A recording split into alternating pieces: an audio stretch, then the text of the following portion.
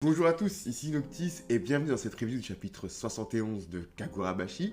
Un chapitre qui est plus calme que le précédent, celui de la semaine dernière, mais tout aussi intéressant puisqu'il va nous plonger dans le flashback de Samura et de Iwari.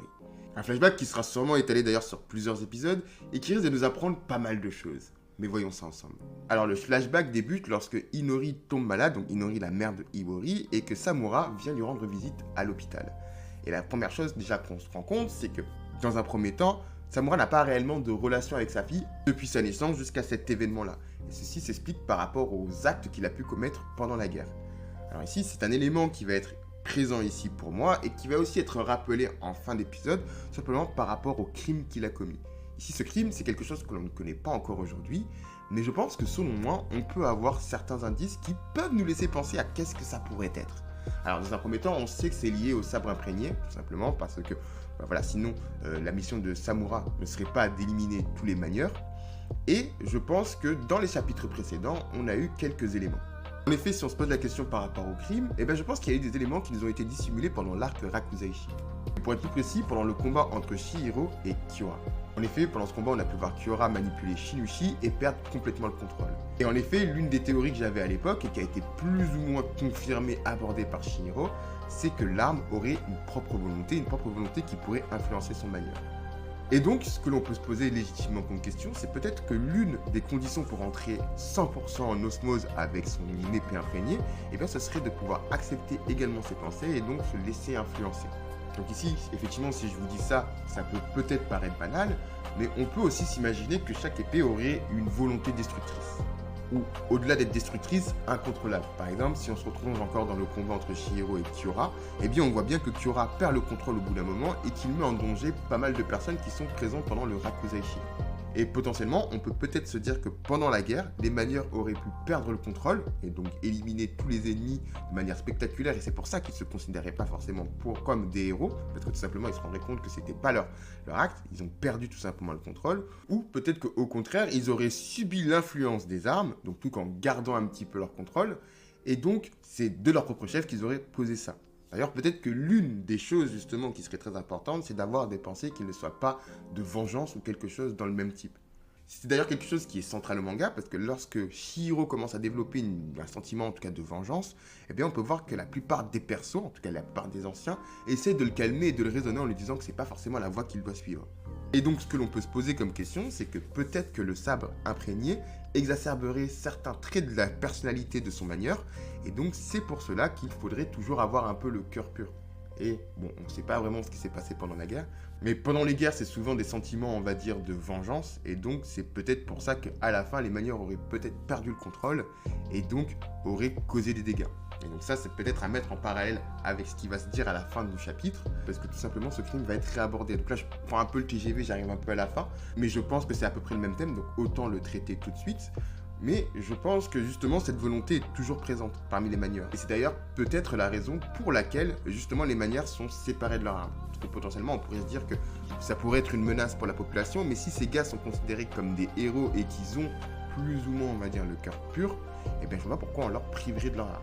Ici, ce serait donc soit par rapport à un caractère trop exacerbé, ou soit par rapport à la volonté de l'arme, et je pars plus sur cette théorie, tout simplement parce que sinon, pour moi, je verrais moins l'intérêt de devoir les séparer de leur arme. Et je pense que Rikuri Shige le savait, et c'est pour ça qu'il a pris les mesures nécessaires pour pouvoir les isoler, et encore plus avec Shinushi, qui est une arme de destruction, on va dire, massive.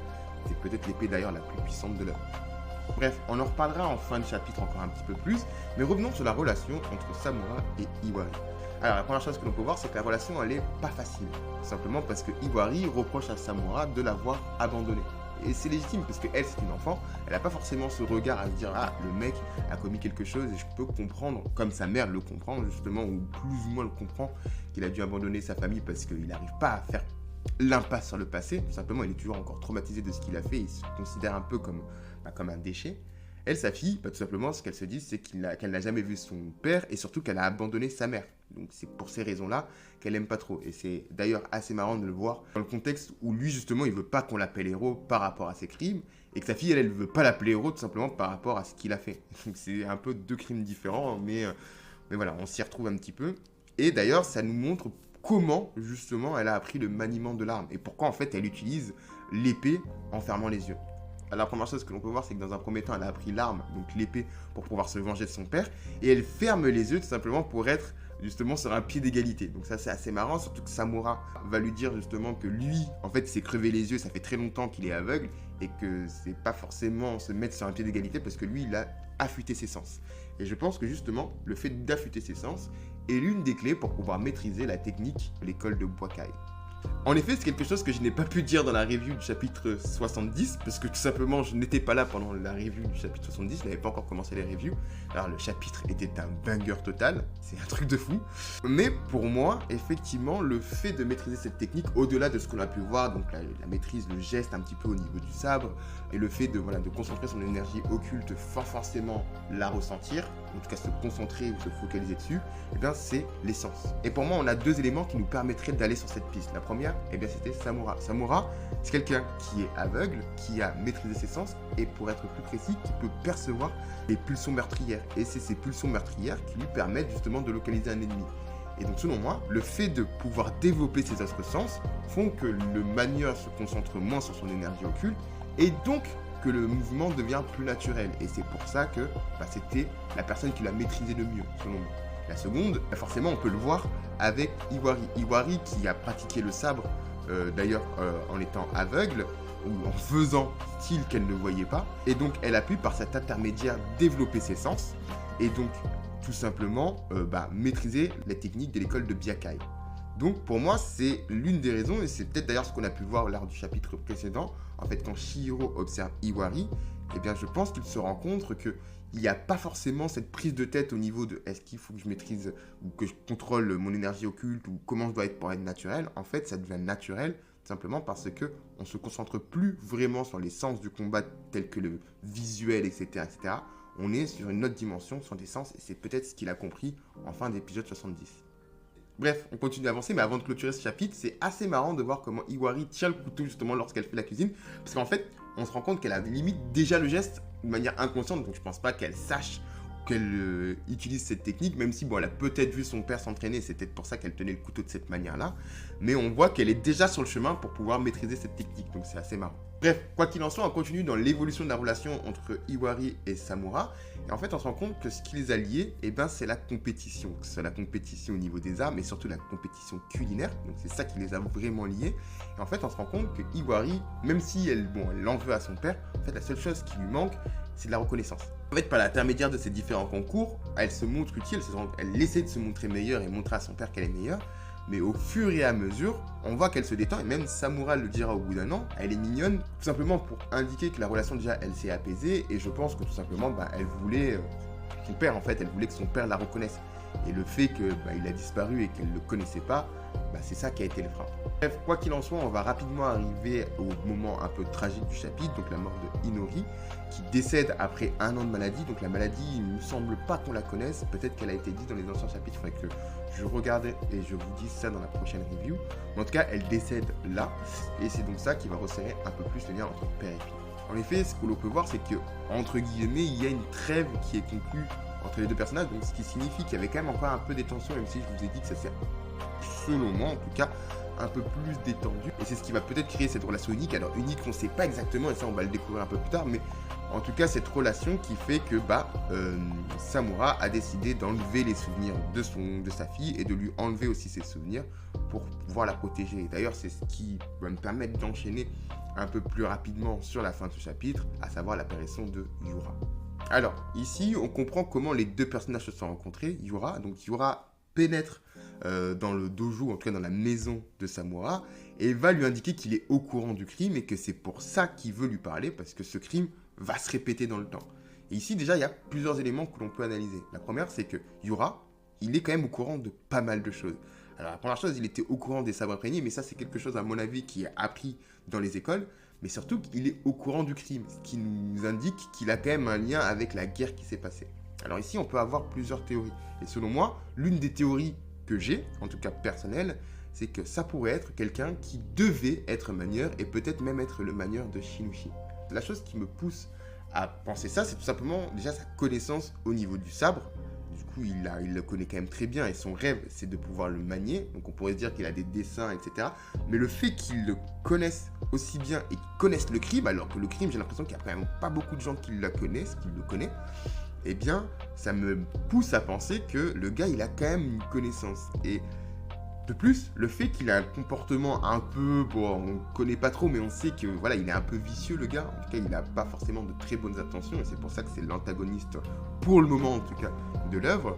Ça pourrait en fait appuyer la théorie que je vous ai dit en début de review. Le fait que le sabre pourrait influencer le sentiment du manieur, et donc tout simplement créer des catastrophes.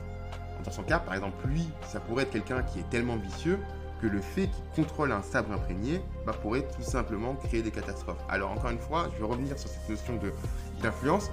En fait, on peut voir que les sabres, si ils ont une influence, pour le moment, ils n'ont pas forcément la même influence. Par exemple, sur les différents sables qu'on a pu voir, par exemple, si on prend N10, eh bien, on peut voir qu'il n'a pas forcément une influence totale sur Chihiro, même si, bon, on voit que des fois, Chihiro se laisse un peu importer, etc.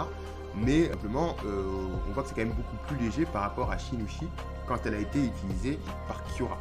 Et donc, peut-être que tout simplement, s'il y a influence de sabre, eh ben, cette influence doit varier en fonction de l'intensité du sabre. Et donc, le fait que Kyora maîtrise, ou en tout cas souhaite obtenir Shinushi, pourrait être justement une catastrophe. Donc ça, c'est une première chose que je vois. Et donc, si je vais au bout de ma théorie, qui aujourd'hui ne s'appuie pas encore sur grand-chose, je dois vous l'avouer, mais bon, on verra si elle se confirme dans les prochains chapitres, eh bien, ce mec-là, il aurait pu se présenter comme voulant être le manieur, mais être refusé par Kunishige, qui lui, en fait, connaîtrait pourquoi, en fait, il ne doit pas manier le sabre. Et d'ailleurs, ça pourrait être lié avec le secret de comment, en fait, on manie un sabre. Et aussi comment on pactise avec le sabre. Alors, je pense que c'est pas forcément que le fait de pactiser, sinon Chihiro serait au courant et connaîtrait les risques. Mais ça peut être un élément qui est connu par le forgeur. Et c'est peut-être pour ça qu'il se serait fait recaler, parce que c'est une théorie, donc je dis pas que c'est ce qui s'est passé, mais c'est possiblement ce qui s'est passé. Et ça expliquerait pourquoi aujourd'hui, en fait, dans un premier temps, pourquoi il a voulu tuer Kunishige, parce qu'il aurait tout simplement pu prendre les sabres, le blesser, et puis après tuer tous les manieurs, mais le fait de le tuer tout simplement pour pas qu'il ait à révéler en fait un secret beaucoup trop lourd pour lui. Je pense que le fait de tuer Kunishige, ça l'arrangeait bien parce que tout simplement, ça l'empêche de pouvoir interférer dans ses plans, mais peut-être aussi de deux, ça l'empêcherait potentiellement aussi de révéler des informations à son sujet. La seconde, encore une fois, c'est au niveau du crime et au niveau tout simplement de l'implication de Samura. Donc là, on se rend compte que le gars était quand même impliqué et ça peut nous laisser penser, ou en tout cas nous interroger sur comment en fait, quel était son plan, comment il s'est débrouillé justement pour arriver au point où on en est aujourd'hui, à savoir vouloir éliminer tous les manieurs, sachant que de base, il était quand même protégé par les Kamunabi dans un temple bien reculé et du coup, il faisait pas forcément de vagues. Alors selon moi, je pense que la première phase du plan, c'était d'éliminer Kunishige. C'est pour ça qu'il s'est tenu à carreau. Et lorsque Kunishige est mort, peut-être que c'est ça qui a déclenché cette protection, on va dire, rapprochée encore plus des manières. Parce que quand même, on a l'impression que Samura, il se balade un peu tranquille. Et que là, quand on le découvre dans l'arc présent, d'un coup, là, il est un peu protégé par les Kamunabi, etc. Alors que là, franchement, on a l'impression quand même qu'il a la vie un peu cool. Donc on peut se poser la question, peut-être que c'est la mort de Kunishige et surtout le vol des sabres imprégnés qui fait que les sabreurs ont directement été placés sur surveillance très rapprochée parce qu'on s'est rendu compte que c'était le next step.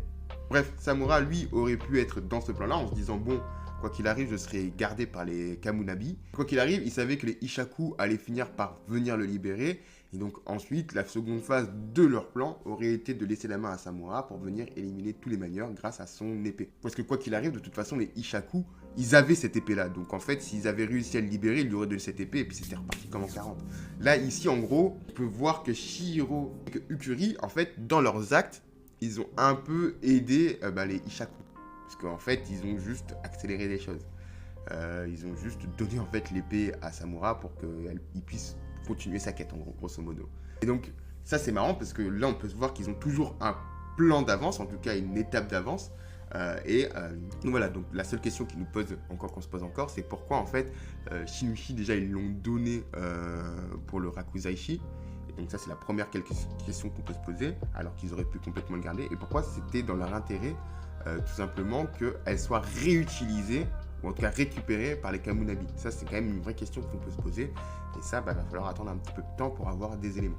Voilà, c'est tout pour moi pour cette semaine. J'espère que vous avez apprécié la review. C'est la première, elle est un petit peu décousue, mais Au fur et à mesure, je vais m'améliorer dans l'exercice. Ça fait très longtemps que je n'avais pas fait de review, donc je reviens un petit peu sur cet exercice-là. En tout cas, si c'est le cas, n'hésitez pas à vous abonner, à liker, à commenter pour m'indiquer ce que vous avez pensé de ce chapitre ou de cette review. Et en ce qui concerne, il ne me reste plus qu'à vous souhaiter une bonne journée ou une bonne soirée. Et puis, je vous dis à la semaine prochaine.